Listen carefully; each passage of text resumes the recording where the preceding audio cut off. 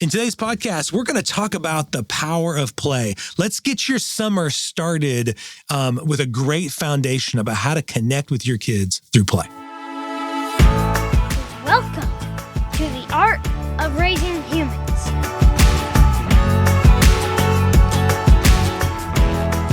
Hello, and welcome to episode 75 of The Art of Raising Humans. I'm Kyle. And I'm Sarah. And today we're dropping this podcast on Memorial Day. So yay! It's Vacation maybe weekend. maybe the end of the school year for some people. That's pretty exciting. Yeah. So hopefully the kiddos have really enjoyed this school year. They're wrapping it up. It's the end. Mm-hmm. Maybe you've got some summer vacations planned. At this time we should be in Colorado. Hopefully enjoying ourselves in Colorado.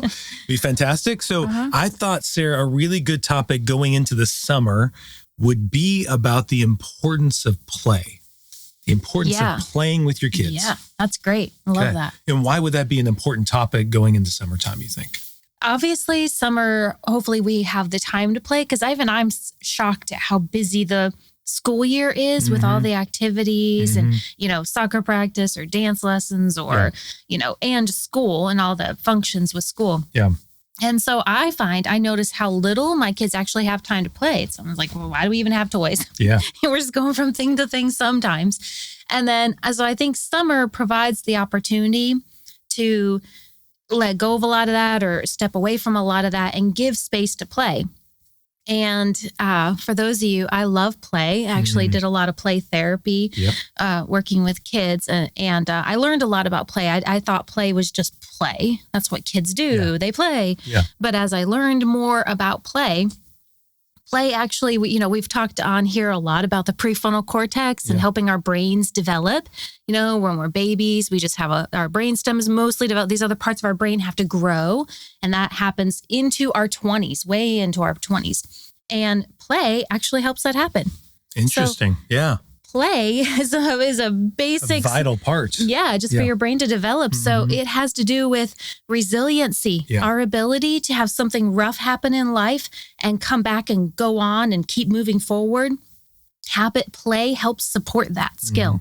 It helps kids, because you've seen kids, they play out crashes and horrible things happen, and then powerful moments and sad moments. And if you've ever just watched a child play, they're all over, and it's their brain learning that, wow, things can happen, and look at how resourceful I can be. Yeah. Look at the power I can have. Kids in real life don't have a lot of power. Sure. Yeah. So it's a moment in life where they actually can have power. They can hate that food that they don't, and they can fight with that person, and they can be the hero, or they can play out some really sad thing. It lets their brain do that. And while that's happening, they're processing, but their brain is growing. Yeah. And they're going, oh, look, I can have power. I can change the outcome. Yeah, I can make choices. I can be resourceful. I can come up with solutions. I can be creative. I can come back from this moment in life. And so all of that is super powerful. And super important. Yeah. And actually it helps with just cognitive development and physical development. Yeah. Because when a kid is when they're sitting down playing video games, the whole different part of their brain lights up. When they're watching TV, it's a whole different part of their brain. Different thing, yeah. And so if we could just hook up electrodes and watch what's happening in our kids' brain when they're doing video games versus when they're playing, it's very, very different. And we want to support, not that all this stuff is bad, you have to avoid entirely, but we want to make space for that growth, prioritize and that creativity. It too. Yeah, and actually see it as we want them to eat their fruits and vegetables and exercise, and we want them to play. We need to schedule playtime. And it isn't just go play because I have other things to do. Like what we're talking about is actually engaging the play with them. Right. They just need the time to play. You just set a great foundation for why play is important for them. But I want us in this conversation to go to kind of like help the listeners understand how important it is for you as the parent to play with the kids. So if they play by themselves, that's doing great things, right? A lot of what I just talked about does happen when you play by yourself. But the other really important part of play is connection and relationship. Those skills are built in play, because if you watch children play together, they're having to negotiate and solve problems, and they're working together as a team, or they're, battling each other. They're working out those relationship dynamics. And just imagine what happens if you come in and you're playing with them. Yeah. Well, what is so difficult sometimes, Sarah, you and I obviously, and we're talking to parents, I mean, this doesn't matter. We're not talking, this isn't just like 2-year-old kids. This is all the way up to teenagers, about how we're playing with them, how we interact. So play is going to look different at the different ages, but it's still play. It's still the use of, like you said, connecting, engaging, imagining, those kind of things. But sometimes we have parents who, they don't know how to play. They don't know how, they say they don't know how to play. They don't know how to get on the ground and play with their kids because many of them didn't have parents who did that with them either. So they've never seen that done. So I want you to speak to that. What is so difficult about that for some people? Why is it hard to play? Well, it's kind of that creative and playful side of our brain can get rusty if we're not using it a whole lot. Stagnant, maybe. Yeah. And so it can be hard. We're being grown up and we're being responsible and we're doing our task lists and things like that. And we sort of can, that part of our brain that can be so creative, imaginative, and playful just gets out of practice. You're reminding me of when we were at Disney World, and I loved what Peter Pan said to me. Our kids got pictures. We as a whole family, we all stood next to the actor playing Peter Pan, and we all took pictures. And I don't know what I was doing, but as we left, my kids were saying goodbye, and I went to shake Peter Pan's hand, and Peter Pan said, "Oh, look, we're all acting like adults." Yes, this is great. Yeah. And so, he was so in character. Yeah, because he was so playful, and I was being so serious, and like we all going to shake hands instead of where the kids were all high fiving him and like, but I'm going to go give him a handshake. Yeah, because that's the grown up. And so as you're talking, I'm thinking of that's why those stories resonate so much. Even the Toys R Us, which is now bankrupt, but used to have that that kind of saying about I'm a big kid now kind of thing, and I don't want to grow up, and this because it seems like to a kid growing up from what they've seen their parents, it means I don't play anymore. It means I'm always serious. I've always got a checklist. I've always got these responsibilities. You put your toys behind you. Yeah. And I think as an adult, it is hard to put that away and play. Now, I know for you, I want to get to how we approach it differently. I know for you, it seems to me playing with the kids isn't hard for you. I would say it's not. There are moments I'm not in that zone. I'm thinking, I need to do this and this and this, and that's really hard. But I did a lot of creative play growing up. We didn't always have a very great TV or anything, so that wasn't an option. I didn't have, so that just wasn't an option. So I did a lot of it. And then obviously even in my work life, I played. Therapy, So I think I can move into that, just let myself kind of relax and go and join the story. Yeah. See, I always find, I think part of it is, like you said, your childhood helped you do that because you were doing so much imaginative play. I think as a kid, for me, there was some of that. I remember I did that as a kid, but then there was a time I thought I just need to grow up and put that behind me. Yeah. And I need to start doing more serious things and stop playing because the play seemed to me to be a waste of time. So I found as we childish. As it was almost like I was being frivolous with my time, like do you remember even when I was a school counselor and you would be going to work on the summer and I had summers off and I thought about things I wanted to do that would be playful, but I felt guilty because I thought you're going to work. Right. I can't possibly do this. So I would want to show you my checklist of all the things I was going to get done. He literally would. Yeah. So that way you wouldn't think I was being lazy or I wouldn't, because I felt so guilty that you were working and I was playing. And don't we adults, I'll feel that. I'll feel like, what have I gotten done today? Yes, do I deserve to play?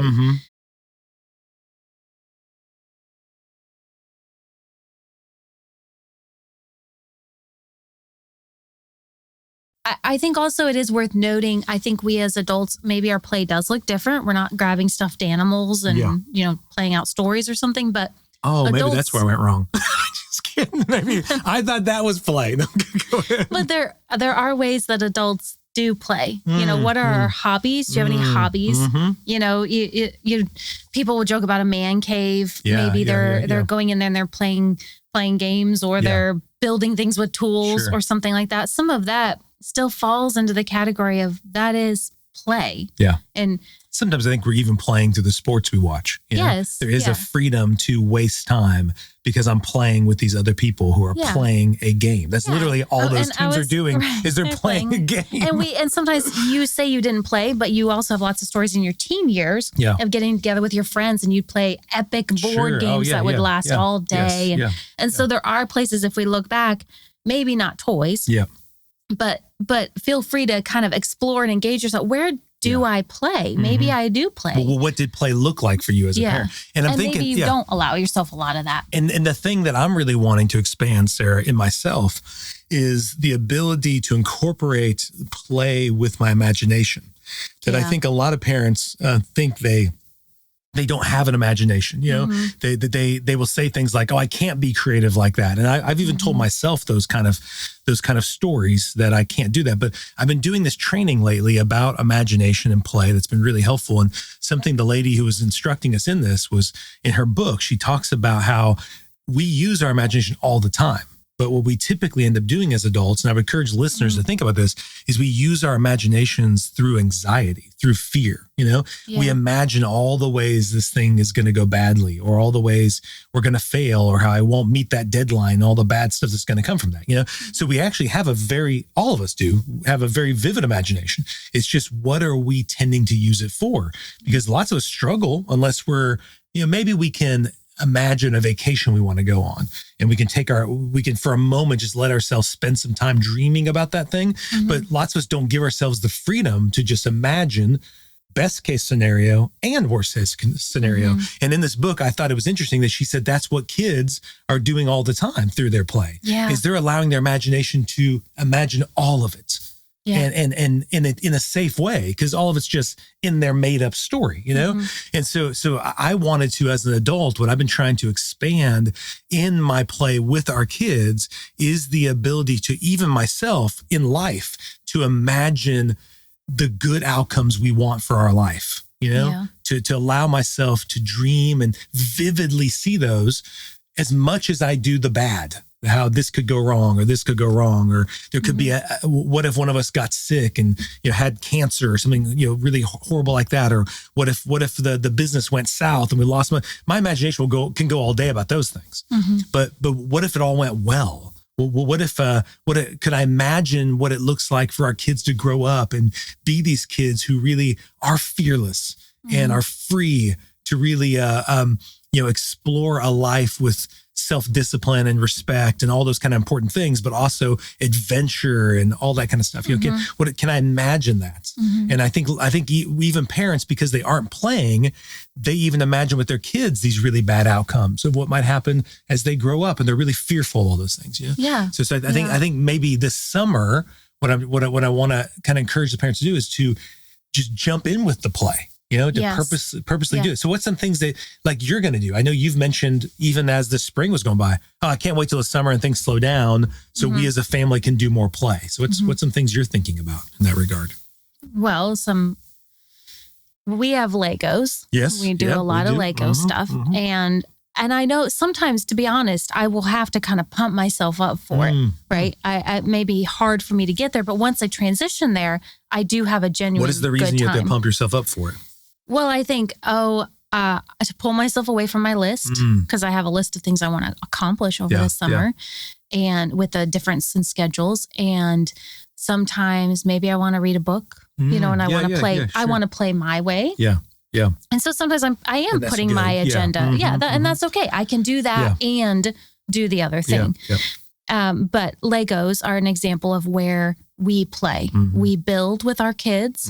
And so I intentionally will plan time to build. And then my kids like to do a lot of stories. And the wonderful thing about stories is when you connect with your child in a story, you gain so much insight into their world. Watch, is your child powerful? Is your child struggling? What character are they in the story? Not to judge it, not to give them advice, nothing, but just to watch it, just to learn your child. And they will feel so connected with you. I did a story, it's been months now, but our kids will still talk about it. And we have inside jokes now about that story. We probably played for an hour and a half. And so I just want to create more of those opportunities to just sit. I just sit there with them. And sometimes it's hard. They jump right in. But sometimes I'll just play my little piece. But as I let myself relax and go with the story, you'll find that you open up more. I did a lot of sand tray. Which for people who don't know sand tray, it's really a giant sandbox. And you have little figures. And you set up the figures however you want. And sometimes you actually create a story with the figures, maybe of something that happened in your life, but you can also just set it up. And so I'd have adults come in and I'd want them to do that. And at first there was a lot of discomfort with it. Yep. A lot of, you want me to pick out toys? I mean, which toys do you, because I would tell them, go pick out, I want you to pick out 8 figures or something. I would totally feel that way. Or I want you to make a scene. And they would feel very, very awkward. Yeah. But it was amazing, without fail, after when we were done, they loved it and they were so moved by it and they could see where they got to express themselves in a different way. Yeah. And over time, I would give them instruction, help them do this with their child to create stories and play, because it was a really fun way to get into play and learn how to play if you didn't know how to play. Yeah. So it's sort of like that. Just jump in with your child, find something that feels comfortable enough and just watch yourself just let go and join in. Yeah. And it can be for short times or it can be for longer time. But just I would say what you're saying is give yourself the freedom to be foolish. You know? Yeah, you do have to. You know, because I think we kind of judge that. Like, I don't want to look foolish. I don't want to look stupid. Yeah. I don't want to be childish, all those things. But to really allow yourself, that there is something freeing about just allowing yourself to be childish, you know? I know last night we got caught up into a crazy game of keepy uppy, right? Right. Knocking the balloon up. It was keepy uppy in the dark. Yeah, we have a light up balloon, and Ellie, our youngest, wanted to play keepy uppy really bad. So she wanted all the lights off. We tried to do that. It was... Keepy uppy is the Bluey reference to basically keep the balloon in the air. And you several times hit it and it went into the ground. That's what you said. He would blame me if the ball landed on the ground. I'm just saying, we were trying to save the world and we didn't want the balloon to hit the ground because it'd blow up the world. And somehow it's always my 3 fault. occasions, 3 specific, but that was a lot of fun, right? The freedom to just be foolish, to let go. You know, almost like I'm thinking of something I felt free to do, Sarah. They were laughing. Oh, they were laughing so hard. Yeah. And the freedom to waste time. Yeah. You know, I think that's the thing that in our technological society where we sum up every hour by a monetary, currency in some way. What was accomplished. So we're always looking at, we don't want to waste time. That's one of the worst sins you can do is waste your time. Time is money. And really realizing when you're connecting with somebody you really love, that's actually one of the ways you know you're in love is you just waste time with them. Yeah. You don't think doing almost anything with that person is a waste of time because you were with them. And therefore that time became more valuable, you know? And so in the same way, I think that's what the kids know that. Kids don't think about time as a waste if they're just hanging out with you. They feel like it's always valuable time. And so somehow I think through the play in this summertime, what I hope to expand my understanding and imagination of is how there is no time wasted when I'm playing with those I love. Yeah.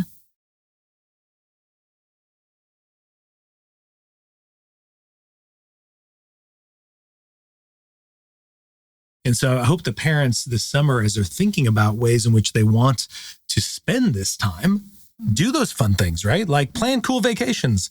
I mean, we're going to try to plan some fun events. I know, one of our kids' birthdays coming up while we're in Colorado, and I'm imagining some really cool things I want to do to make that some ways time to play together, to make that time so awesome. And he's going to love that stuff that we do, right? But sometimes we miss that the kids would equally just love getting to just play with you. And they love, sometimes I fall into this where I'll say, let's bake cookies or even could be something we kind of need to cook or do. And I will get into, we need to make this and get it done. Yes. Yeah. And sometimes I catch myself and sometimes I don't, but I'm trying to be aware of that and just slow it down and just realize it is just doing this with my child, not just accomplishing the task being done, but that can be play too. Yeah. You can be silly. You can just slow it down and talk about it and let them explore. Yeah. And what does flour feel like? What does sugar feel like? And all of that is just play and just being with them and just connecting with them. Or even being playful in it. As you're saying that, I'm thinking of memories, how many times my mom was cooking spaghetti and she would see me come in there and be like, hey, do you want to see if the spaghetti's ready? And the way she knew the spaghetti was ready, she took one of the spaghetti things and threw it at the door. Yeah. If it stuck, then it was ready, And I thought that was so funny that my mom would let us do that. Or even some of the playfulness was me trying to sneak the food that I thought was really good. And my mom taking a little thing and be like, get back, and it was like us kind of doing that, but it was always in a playful way. And so even my mom was very busy making this food. I knew if I came in, instead of my mom getting mad at me, like I was disrupting whatever she was doing. She invited me into the process by being playful and funny. And therefore I wanted to hang in the kitchen. I wanted to talk to her, just because I saw she could be playful. I'm thinking of another time where I was doing a lesson at school with kindergartners, and I had these 20 kindergartners in my office. I'm trying to teach them about feelings, which you could think is kind of difficult to do with 5-year-olds, but I asked for a thing of Play-Doh. They gave me one. And as they were sitting there, I asked for another one. And as the kid was giving me, I started flipping one of them up in the air, and the kids were just amazed at my ability to throw the Play-Doh container in the air. And then they said, "Can you do that with your eyes closed?" And I said, "I don't know. I could try." And I threw it up in the air with my eyes closed, and it hit me right in the head. And the kids were laughing so hard. And the thought hit me, why do I take myself so serious? These kids actually aren't going to remember most of the stuff I teach unless they're laughing and playing while we do it. Yeah. If I'm serious the whole time and I'm like, "Listen, I'm talking about feelings. Listen, be quiet." They're not going to remember that. They're just going to be like, "That was not fun. I did not like that." Yeah. And I think there's something about how the kids are saying, hey, if you could make it playful, if you could make it more fun, not take yourself so serious, I would actually remember and learn what you're saying in a better way. And so I even think this summer, it isn't about like we're just playing, but there's so much you like you were saying, Sarah, you learn about them, but I'm also thinking about how they learn about you. Yes. That you, in the same way you're learning about the characters they pick, they're learning about the characters you pick. And you're gonna be able to play out both the bad outcomes and the good outcomes in a safe way where there really are no consequences. It's just in the story, And your character can show courage. Your character can be scared. What does your character do when your character is scared? Yeah. Even doing chores. Maybe it's really hard to get your kid to learn how to do a certain chore. Yeah. But if you added that into playfulness, maybe you're the story Annie. Yeah, that's true. And you're Miss Hannigan, or maybe they're Miss Hannigan, or you dress up and do it in some costume, or make all that playful. All of that play, it can look like go join your child in a story. Definitely do that. Yeah. But if we just add playfulness in a lot of areas, they're growing, you're growing, and you're connecting the whole time.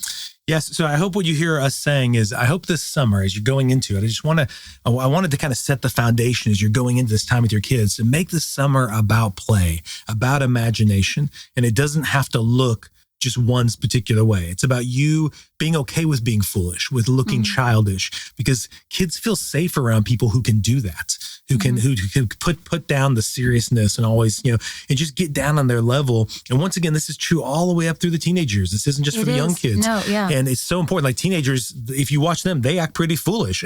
Like when they're with their friends, they feel safe around people who can be a little silly, and they don't have to like always be so serious about everything, So for those of you who really struggle, like I have in the past, with play, I would encourage you just to try to find a way to not worry about wasting time, to put aside the agenda, even if it's for 30 minutes, even if it's for an hour, and to just let yourself just relax and be there in the play. Let the kid guide you, let them show you how to play. Yeah, you can tell your child, you tell me what to do. Yeah, because I don't really know how to play this thing. You tell me how to do that. So they can then help you just like they would with a friend to kind of guide you in that. So just take baby steps. Yeah. Just do the thing. I feel like I can do a tea party with my kid. Then do that. Yes. Yeah. Do that. It'll grow. Yeah, that's great. And the kid, I guarantee your kid will love it. They'll love playing with you.